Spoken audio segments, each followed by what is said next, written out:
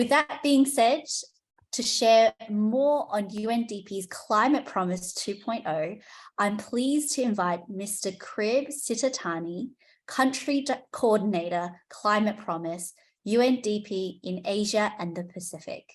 The floor is now yours, Krib. Thank you, Sissy.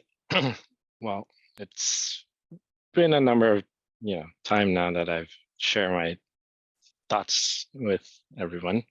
So give me 1 second. So as I have to make a quick confession. So I really look forward to engaging with the ACAP as always. It's always inspiring to talk to you and really connect with the wider community who's really active on climate change. So I just want to say that out front. So what I want to talk about is really what's a little bit of the science and a little bit of what we're trying to do around Climate Promise.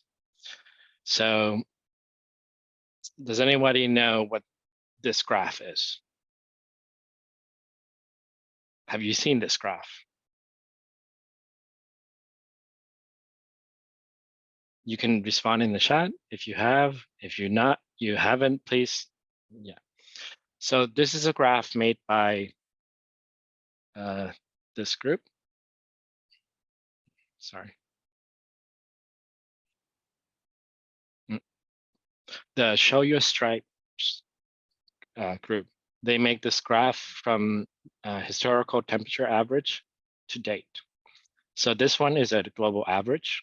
You can make your own country's temperature average rise over the course of the 100 years. As you can see, this demonstrates clearly, visually, how the average global temperature has changed over the course of a short period of amount of time. So this next slide is a little bit about part of what the most recent IPCC report shared in terms of the effect of climate change. Comparatively from 2020 to 2024, there are about 63 million people in Asia that will be affected by the sea level rise. This is a 26% increase, which basically is about 16 million people will be affected. This is largely around coastal areas, but also we're looking at the second graph, down at the middle. So that graph is increased frequency of extreme sea level events by 2040. As you can see on the right-hand side of that picture is more extreme event around Asia, coastal areas, especially to our brothers and sisters in the Pacifics as well. That's increasing every day, increasing in severity, increasing in the frequency. So that brings us to the point of where we are today. We have a very narrowing window of opportunity to really make our future in the next 20, 30 years, 40 years, 50 years, 100 years down the line to be a climate resilience on a climate resilient pathway. So that's really the crux of our issue here. You, as the youth of, I'm in my 40s now, so I don't want to consider myself youthful, but having 2 kids of my own, I know climate change is an important topic. And you, as youth participant and activists in various space active on climate change, you are our light. You are the beacon of hope to really push us towards a climate resilient future. So we need you to really take action, really call on us to take more action, to do more. So let me get to what is the Climate Promise. Climate Promise was launched in 2019. It was a UNDP initiative aimed at having 3 main pillars. First one being ambition, to really, back in 2019, we want to support countries to really raise their ambitions on the NDCs, which is the nationally determined contribution, which dictates the national commitment to take their action on climate. And the second pillar is acceleration, to really scale up climate action, to have the impact we want to see on the ground. And last pillar is really to mobilize. This is basically us here, the ACAP, and also growing movement on climate to really get everybody to be more involved on climate change. So that was the first phase of the climate promise. So now we're into the second phase of the climate promise. The second phase of the climate promise is basically, we want to take the pledges of the countries to make it impactful. This also rests on 3 pillars. It's similarly modeled from the first phase, in a sense that the first pillar is really to scale and speed up the process. How this we are aiming to really support countries and governments and relevant stakeholders to grow their investment, support their increasing engagement with various sectors in mobilizing financing for the climate action they have identified and need. Second is really amplifying the ambition. What this means is looking at not just the current NDCs, but also looking at the long-term trajectory and pathway they're on.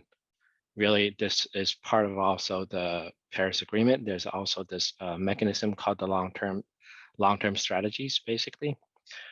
We're also trying to support countries in really looking at that as well. Last pillar is lasting inclusivity. What this means really, everyone in society is an actor on climate change. So we want to really systematically engage everybody and empower them to take action. So right now, Climate Promise is engaged with roughly 20, in the first phase, we were engaged with 27 countries around Asia Pacific. And well, yeah, 27. And now in the second phase, we're still mobilizing resources, trying to support countries where our support ranges from Pakistan all the way to Samoa to Fiji. So it's a wide-ranging body of work. So to accentuate a little bit of what we are seeing so far in the famous NDCs on youth specifically, there are a number of countries that has already highlighted youth in their current NDCs. There's also more opportunities for youth to engage with their national, subnational government in really working on climate change. To highlight here, there are some, Cambodia, Nepal, Papua New Guinea, Vanuatu, who have really accentuate youth engagement in their NDCs. This does not mean that they don't have youth engagement and empowerment in their climate action planning. This is just some of the plans that they have shared into the wider international community officially. So that is a lot of very, very UN speak to say that basically we are seeing a growing body of a growing government movement to really engage with youth. What we want to see is also how you can engage with them directly through various means, through direct engagement in official events, through activism, through actions that you do on your own at home, or take climate action. Because right now, as I've said in my initial slides, the window is narrowing. We really need you to take action. And so so a little bit about the other official UN events upcoming, as this event is basically the road to the 10th Asia Pacific Forum on Sustainable Development happening next week. So there's also another climate event happening this year for Asia Pacific. That will be in the second half of this year. The exact date will be confirmed soon. It's likely to be in August or September or late September. And there's also another official UN event, which is called UN Climate Ambition Summit. That's happening in New York in September. And with the next main event is the COP26, which is happening in Dubai in November to December this year. And I want to say in closing my presentation here, basically is we really look forward to you to keep us grounded on what is needed, to keep pushing us to do more, to talk, to communicate, to learn, to share, and sometimes be there just while we struggle. It's not just you who are facing with this monumental task, it's all of us. So we need you to be a friend, an ally, and also the great friend that actually calls us out when we need more from you need more from us, or to be supportive when we're down. This is a growing community, and we want to encourage you to be supportive and helpful to each other. Thank you. Thank you so much, Crib, for your presentation. And as you mentioned, in addressing the climate change problem, it really is us as a collective. We have to understand that the phenomena and its impacts are intergenerational. And as you mentioned, it will indeed affect you, affect me, and everyone in this core. So in moving forward, we have to transition from pledge to impact in scaling up and really speeding up on inclusive solutions.